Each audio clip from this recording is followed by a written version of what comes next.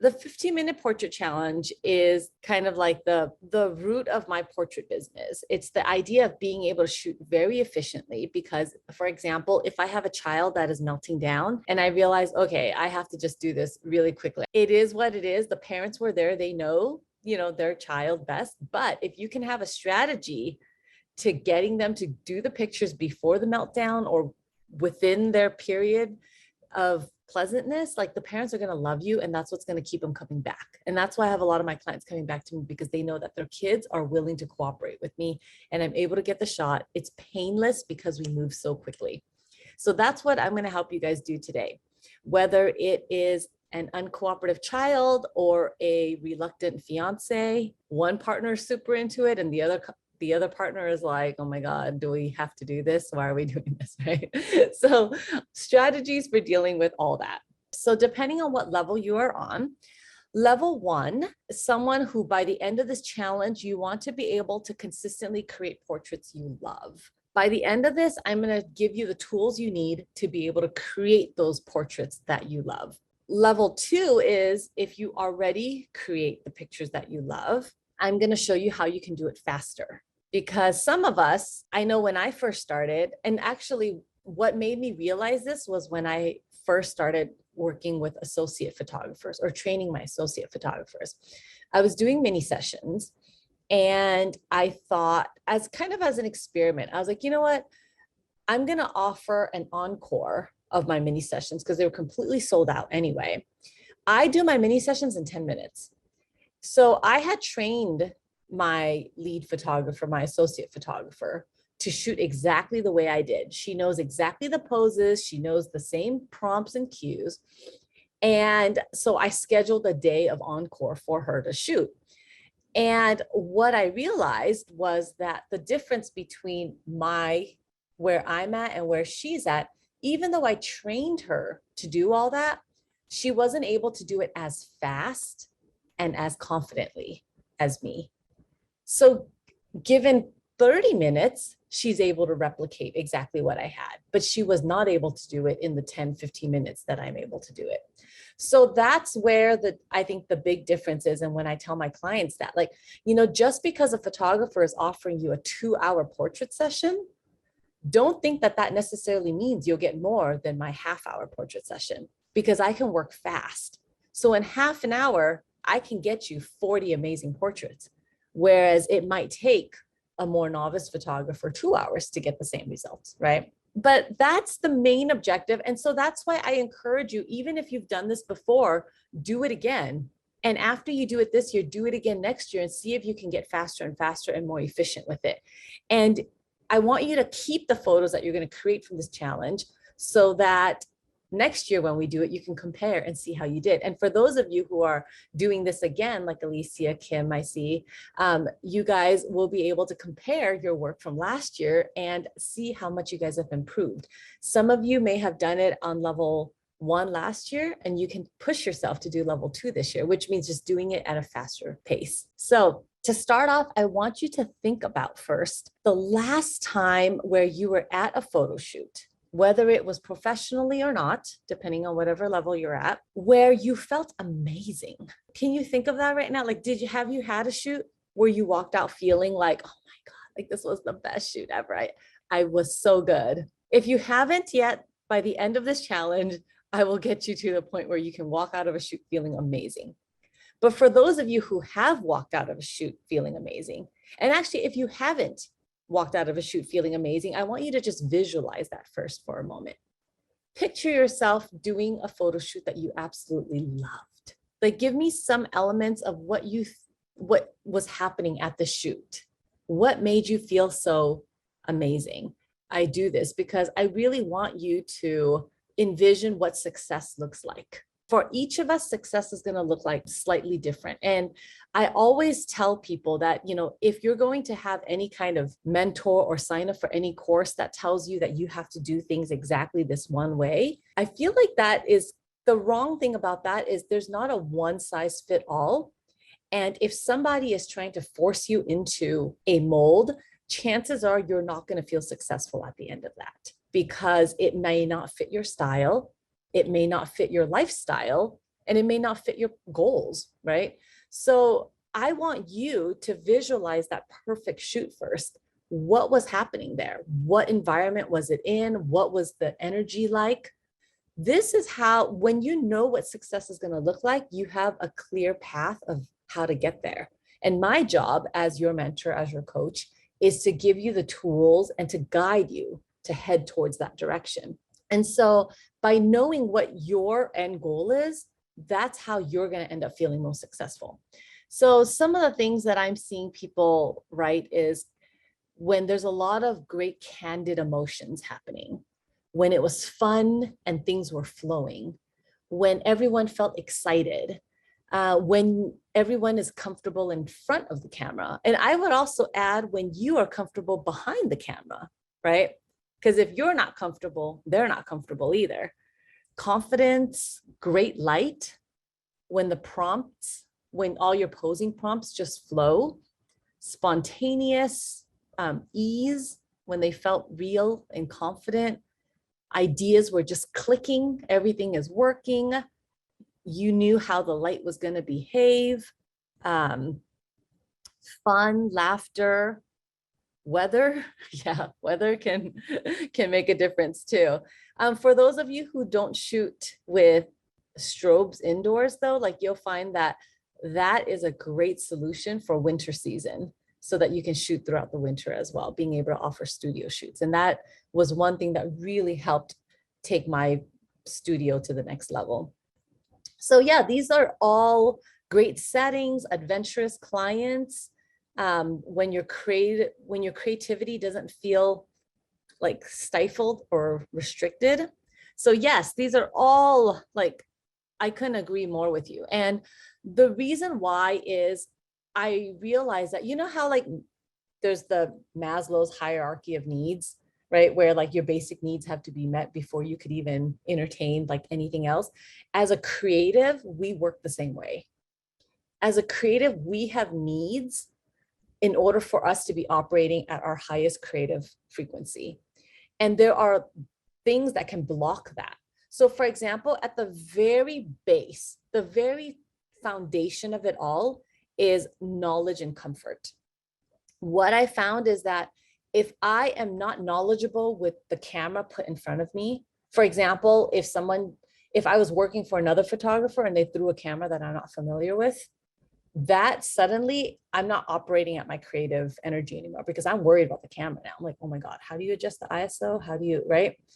And if you are not familiar with the area, so for example, if I have to shoot a wedding in, like, for example, I'm doing a wedding in Italy this spring. I've never been to Italy.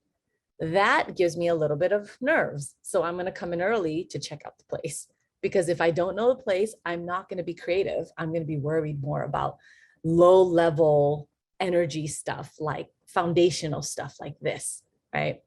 The next one is connection. I need to feel connected with the people and with what I'm shooting. So for example, let's say I am super comfortable with my camera. I have knowledge and comfort. I am shooting in my studio, which I'm comfortable in, right? But let's say they want me to shoot a subject that I'm really unfamiliar with. So let's say football. I don't know much about football. I know there's a Super Bowl, but I don't know much more about that. But let's say the theme, and I'm supposed to tell the story of football. Suddenly, I'm not going to be creative anymore because I'm thinking about logistics stuff. Like, how do they hold the ball? Like, you know, if I needed to pose a high school senior, for example, with his football gear, I don't know, I might make him do a dance pose with it because I don't really know what are football poses that you do, right? I'm just giving you an example. Like, so that connection is important. And this is where like the pre-production is really important, where you have that consultation with the client. Being a good fit is also an important thing that you will learn, that eventually it's okay to say no sometimes. It's okay. It might be just the wrong client. Have any of you guys worked with a subject that was really hard to, where you felt like you were talking to a rock? Yeah. Eventually, as you do this, you may realize that there are some clients who are just not a good fit. And there are some clients where I'll share with you my posing cues that just needs a little warming up. And my posing cues are really good at helping breaking the ice really quickly. But I also know what clients I don't like working with. It's like people who want to micromanage me, I don't do well with. So if someone's going to tell me how to do my job or what angle to get it from, like that just kills my creativity right there. Like they need to trust me. But I know that now, and I know I can say no if I start to feel those red flags, right? Someone who turns out to be really uncooperative that I didn't feel beforehand, I still go through my posing prompts because my posing prompts allows me to deliver the minimum poses that I had promised. But once you have knowledge and comfort of your camera, of the location, and once you feel connected with your subjects and connection with the light, right? Because to me, lighting is huge for me. Like it's, and lighting could either be under knowledge or connection, because knowledge about light matters. So for example, if the lighting sucks and you don't know how to use your flash, then again, you're going to be put back down here again, right? Rather than being up at your creative potential. Lighting could be connection too, because for example, if you are trying to go for a light and airy photo, but the lighting is really dark and moody, you're not going to feel connected because it's the wrong mood at that moment, right? Or vice versa. However, if you have knowledge of lighting, you can manipulate that lighting to get where you need to go. So these are kind of like the main tools you need to get to your hierarchy of needs, to meet that creative potential that you are seeking. And that's how you're going to be able to create gorgeous images like this. This is a moment, it's a real wedding right before the ceremony. This is the result of having trust built with your clients. This is having a vision beforehand. And I was like, what if you lay on the ground in your wedding dress? And she happened to be like, okay. This is also the result of being able to work very quickly, because if I left her on the ground for too long, I think she would start to get annoyed with me. Getting the bridesmaids to feel comfortable all laying down like that, and understanding the light so that I was able to make that shot very quickly. It is natural light. There is a door up here. So that's where the light's spilling. And there's a door right here and a window down here. And so, it's just understanding where to place them in the light. I purposely opened the doors to maximize that light, right? But yeah, so this is the stuff that I'm excited to share with you today. To give you a little idea of where we are going with this is essentially a snippet, and I'll share with you more in a bit, but I'll share with more of you. I'll share with you more about this later, but to give you a snippet, when I have slower seasons, I offer group coaching programs. So this winter is a slower season, and it's going to be a 6-week coaching program where we're going to be doing stuff like this, where I give you a lecture each week, a topic and an assignment, a challenge. You go home and you work on it for that week. It's going to be bigger than what we're doing this week, right? So this week I'm giving you small challenges that you can complete in a day. We'll be going over flash and light. I'm going to show you how to naturally pose people and direct adults and kids, and help you really just get that being able to create and meet your creative potential and create those images that you had in your head and just didn't know how to create, and right. It's going to include 5 pre-recorded photography courses that you watch on your own. And these are like my best-selling courses that covers everything from helping you nail your exposure in camera. My goal is to be more behind the camera or with my family instead of being behind a computer. So it's how to minimize your editing time, nail it in camera, lighting, how to quickly adjust. I give you like all of like the most common lighting problems you're going to run into, both natural light and flash, and how to troubleshoot when you run into those situations, and how to pose adults and kids. And then there will be a private Facebook group that's for people who are in this program only. It starts in February. And so I'll give you more details about it later, but I wanted to essentially just give you a little snippet of it, of where we will be heading. So I'm giving you 3 days of this that we're doing now. And then if you want to continue further, then we can continue for 6 more weeks where you'll get to master flash, natural light, posing, and such. So yeah, just to give you a little sneak peek of what's to come. Speaking of your style, I want you to think about, and especially those who have notebooks, but you feel free to drop it into the chat as well. Like, well, how do you define an amazing portrait? Like to you, in your desired style, in your eye, in your taste, like what makes an amazing portrait? Amanda says she wants to see BTS at my home studio. Yes, in the full course, I actually do show you my 1 light studio setup and my 2 light studio setup in there.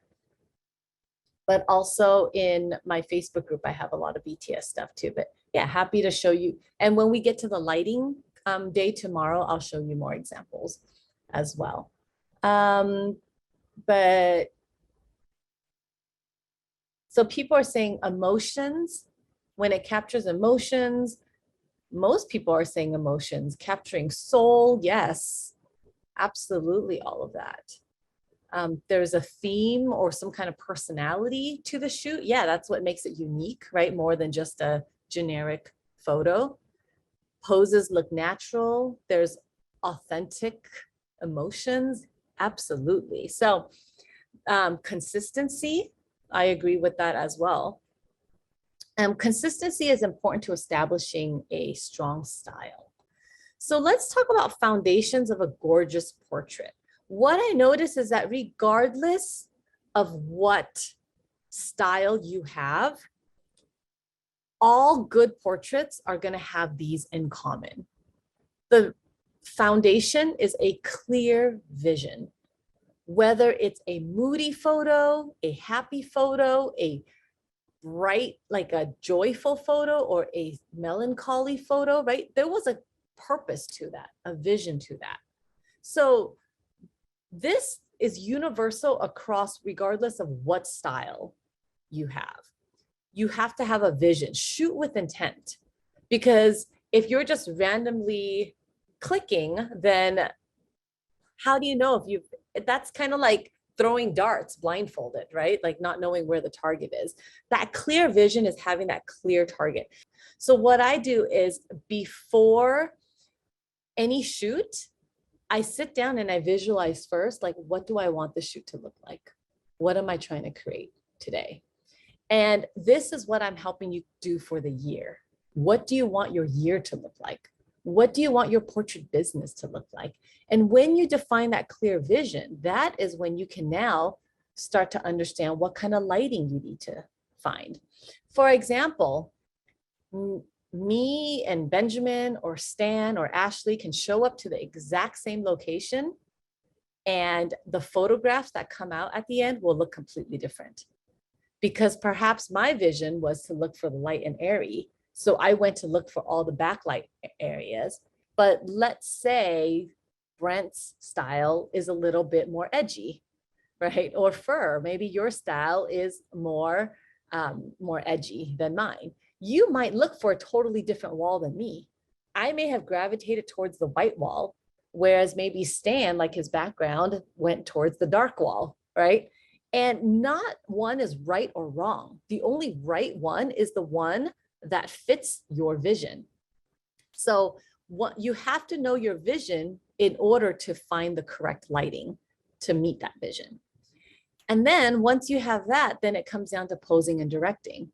So the posing and directing is ultimately what captures that emotion, right?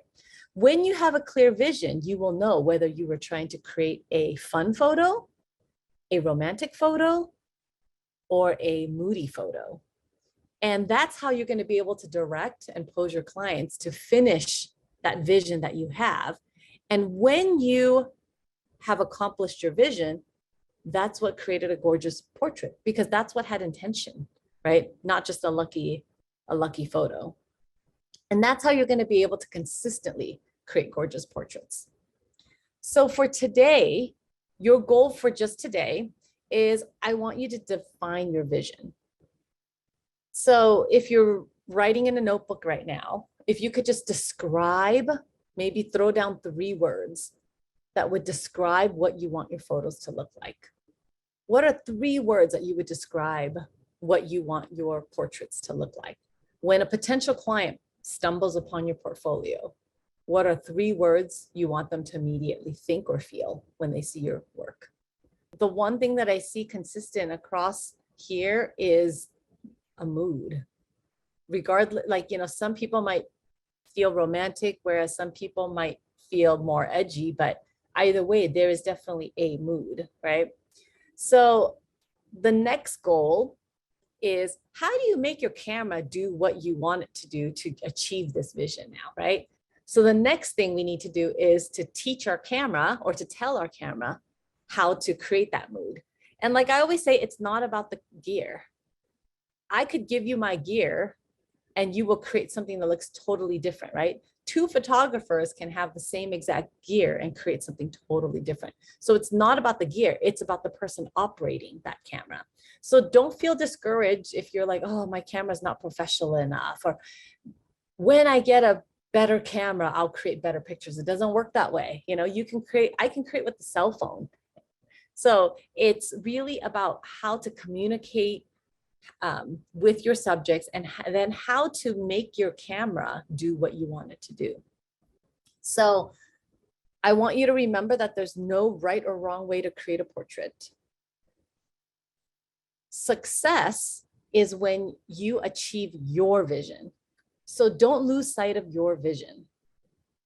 In the 6-week program, I have you identify what you want your vision, and we make a vision board that we share with the group to hold each other accountable. And that's what I want you to keep referencing back to, because that's how you're going to know whether you hit your goal or not. It's really easy when you browse Instagram. Any of you have done this? You browse Instagram and you see something amazing that someone created, and you're like, oh my God, I'm such a loser. Like, look how amazing this is. But you forget, like, that's actually not even part of your goal, right? So this is like important in keeping your morale up, but also in making sure that you be the best version of yourself and not compare yourself to other people.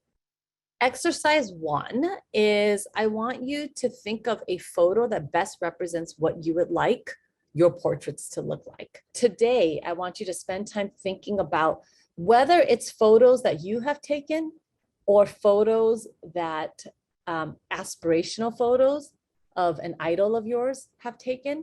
What do you want your portraits to look like?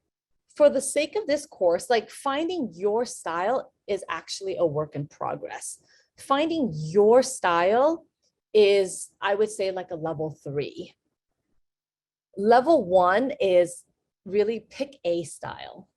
You're not going to know what style you like until you tried it all. It's a very common thing that you run into as a beginning artist, and there's nothing wrong with that. It's not until you try a bunch of it that you're going to understand, okay, that's cool, but not me, right? So understanding what's me and what's not me is going to take time. So don't worry about that. I would say level 1 is just pick a style. If you've been doing this a while, you'll understand what your style is, and that's more like level 3. But depending on where you are, don't feel paralyzed by, oh my God, I don't know what my style is. Pick a style that you think you want. I'm going to teach you how to create that style for right now. And you know what? Next month, if you decide you want a different style, then hey, let's redo it with a different style. And eventually, the more you do this, the more you're going to start to understand your style, and the more comfort you'll feel in your own skin. So I want you to just not be paralyzed. Like, you want to do it, but it's not quite perfect. So you spend so much time thinking about it rather than just doing it. And at some point, you have to just do it, right? It's better to have tried it and know that, oh, okay, well, now I can see what I need to improve on. That's how you just got to take that first step and just do it. So for the sake of this course, don't overthink it. Just pick a style that you want. And how many of you have gotten feedback or have seen feedback that ranges from, there's too much light, there's not enough light, it's overexposed, it's underexposed, but they're all talking about the same exact photos. This is why I want you to do this step number 1 today. because how do I know what you wanted the photo to look like, right? You can post a photo and maybe, and for me, I'm going to give you feedback on how to make it look like this because this is my style. However, what if you were actually going for something moody? I wouldn't have known that, right? And that doesn't mean that this is bad. It just means that it was different. It's different than what you had initially intended.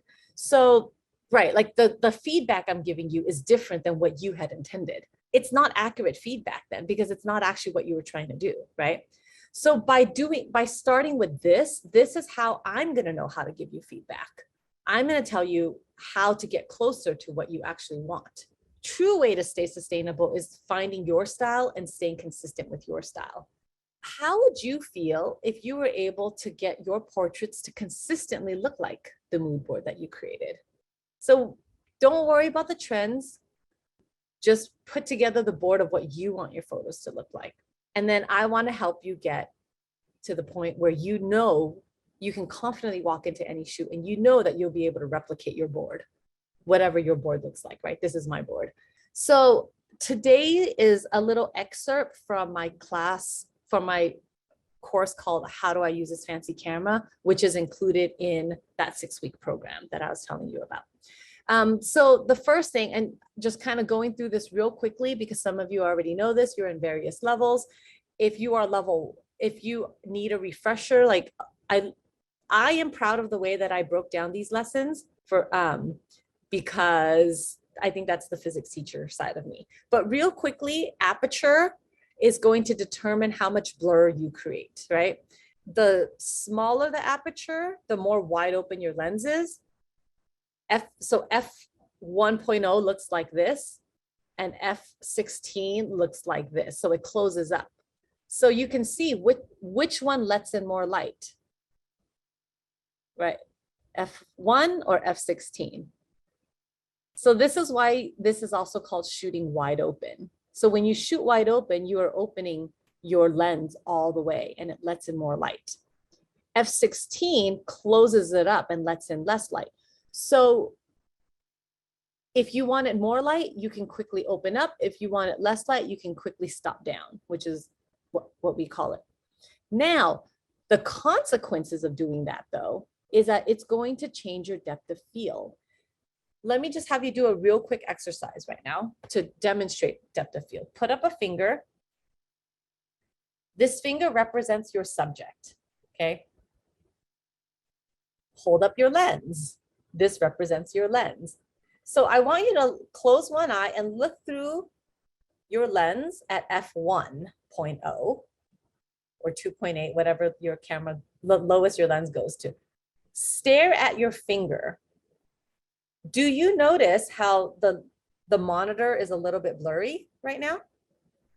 Now I want you to stop down. So start closing up that lens, making that hole smaller and smaller until it's like a pin drop. And then look at your finger. Do you notice that your background comes into focus now too? This is exactly what happens with your camera. So if you want a lot of background blur, then you want to shoot wide open because that makes your subject in focus and the background blurry. And if you want, let's say you're doing a group photo or something where you need to get lots of layers in focus, then that's where you stop down and then you get lots of people in focus. For those of you who have taken this course before or have taken or after this, you would definitely think of me when you see a loaf of bread. I see the world when I'm shooting as a loaf of sliced bread. So what I mean by that is picture, let's say you are trying to take a picture right now of this, right? Like I have a little doll, I have background, right? Let's see, like you have background objects, you have a doll. Now, this whole world exists as a loaf of bread. And I'm going to slice up the bread. F1.0 means that you are slicing them up super, super thin, like lavash, okay? Super, super thin, like to go with deli meat, like that thin deli meat, okay? versus F16 is like brioche bread, thick slices of brick toast. Okay. Now, the rule is only one slice of bread can be in focus at one time. You're going to think of raisin bread now. Okay. So these breads have raisins in them.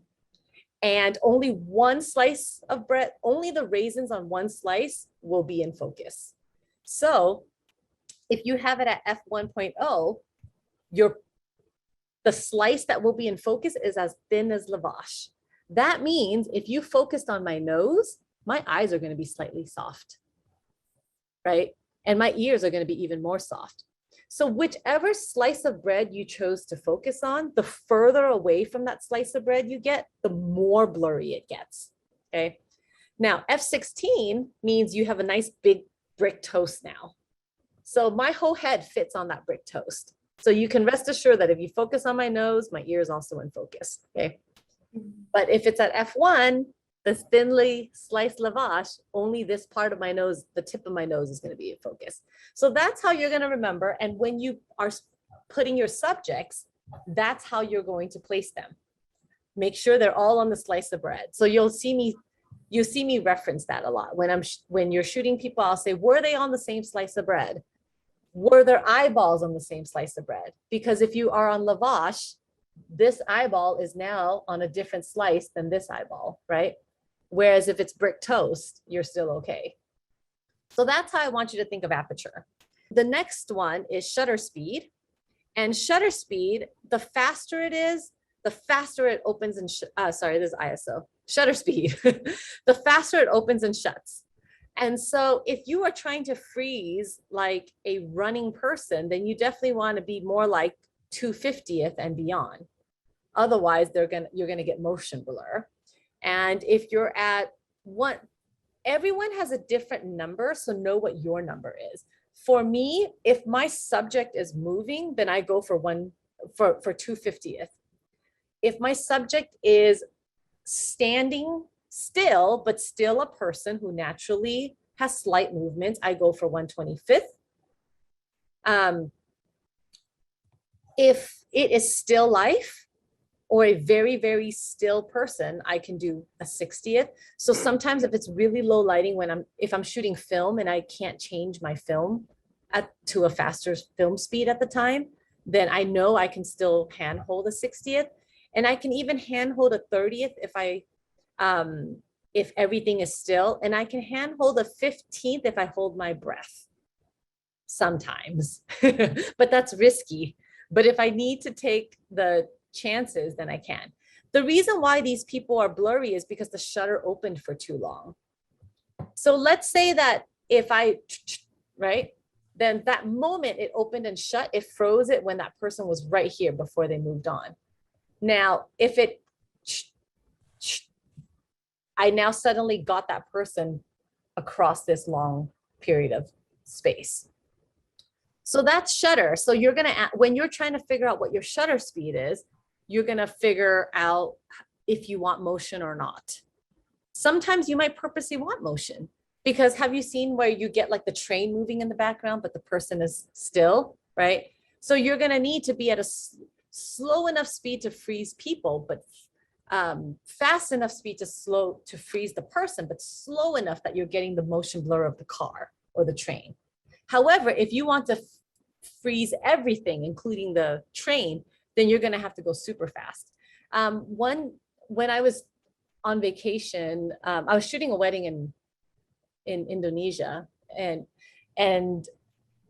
we were driving by in a car, and I was doing a drive-by shooting is what I called it. That was like my lazy tourist photography. Like I didn't want to be on foot. I was like, I'm just going to shoot from the car. I don't want to stop the car. I had to be at a very fast shutter speed, because otherwise like the car is moving, right? So everything was coming out blurry. So I had to be faster than how fast the car was moving to succeed in my drive-by shooting.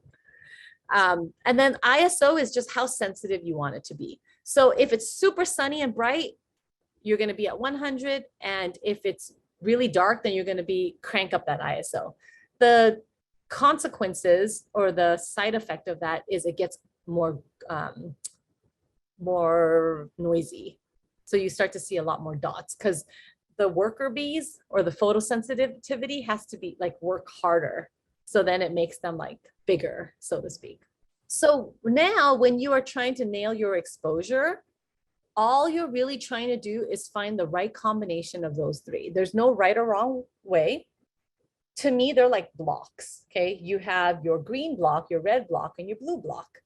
One is for ISO, one is for shutter speed, one is for ISO, if I didn't say that now. Okay, aperture, ISO, shutter speed. So let's say that in this given situation, I need this much light, right? It's like those old school scale. You can put any combination of it on here to balance that out. Let's say I start putting in some ISO, I start putting in some aperture, and I start putting in some shutter speed. And I notice that, oh my gosh, my people are too blurry or too soft focus. I need to crank up my aperture so that I get more people in focus. However, it's starting to let less light in now, right? So it's starting to get too dark. Okay, it's starting to get too dark. That means I need to compensate with one of the other blocks. So if I took out aperture, I need to add back in either shutter speed or ISO. Make sense? And they all work like they all are interchangeable with different effects though. But to get the right exposure, and what I mean by exposure is just the right amount of light to see me in the right light that you like. Some people like it a tad brighter, some like it a tad darker, but to get me looking like this. So as I add in more ISO, it's going to start getting brighter and brighter, right? But then that can allow me to increase my aperture, for example. So your first challenge for today is I want you to take a photo that has a lot of bokeh. Bokeh is the background blur. The longer the lens you use, the more compression you're going to have. So, and you can try it. Try shooting a portrait using like a 23mm lens versus a 100mm lens. The second one is the camera settings. You want to use as small of an aperture as you can. That's going to maximize your depth of field. And then the last one is the separation. So go back to this again, and I want you to just try moving your finger right in front of versus closer to you. Do you notice that the closer your finger gets to you, the more blurry the background gets? That's the same thing with your subject. So the more you can separate your subject with the background, the more blur you'll get in the background. Okay. So today's challenge is I want you to create 2 portraits. I want you to create one portrait that has a lot of background blur and one portrait that doesn't have a lot of background blur. You can create this by using any of the 3 tips that I gave you previously, which is either changing your lens, changing your aperture, or changing this. Like in the course in general, I mean, I love your videos. I thought you did like a really, really good job in. For me, it was a great investment. Even though I'm slowly moving forward, it gave me more structure than I ever had. Like explaining things, but making it like fun. It wasn't just like you standing there talking the whole time, like you did like behind the scenes stuff. The clients are super happy. Yes, that's something, a huge job. I would say like the biggest thing for me, my takeaway is just like the community that we've built. I feel like that definitely has helped me to, pretty much work harder and smarter. Kept me motivated. You're very organized, so it makes it easier, because otherwise I feel like it's really overwhelming. So. And then the videos and the spreadsheets. Oh, the spreadsheets. Oh my God. The formulas, the colors. Yes. Super excited, but also feeling overwhelmed. I'm just like, I'm ready to go. Thank you, Carolyn. Thank you, Carolyn, and all my fellows for the wonderful class. Being able to, reach out to y'all and have that small family as well to really get that nice critical feedback to be able to be better than what I was yesterday. So I greatly appreciate it.